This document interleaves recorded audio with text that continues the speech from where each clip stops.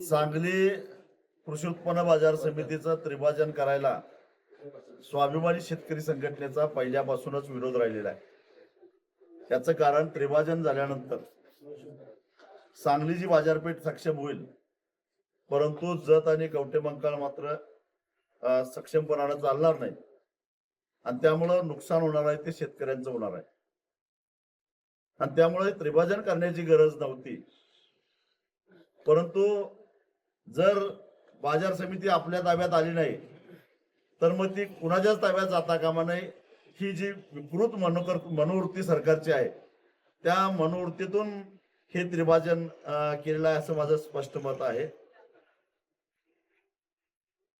आणि त्यामुळं आणि जे आता संचालक मंडळ सत्तेत आहे त्यांनी सुद्धा त्रिभाजन होईपर्यंत वाट बघितली। खरं तर त्याच्या आधीच त्यांनी न्यायालयाचे दरवाजे ठोठावला पाहिजे होते, परंतु तेही कुठेतरी कमी पडलेले आहेत।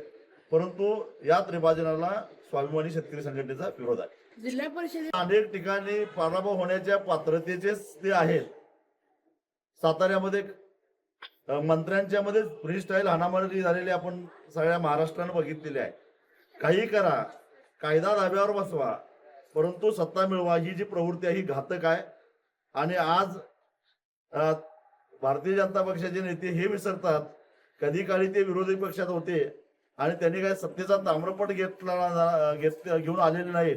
कधीतरी भविष्यातही त्यांना विरोधी पक्षात जावं लागणार आहे, त्यावेळी त्यांची अवस्था काय होईल याचाही विचार त्यांनी करून ठेवावा।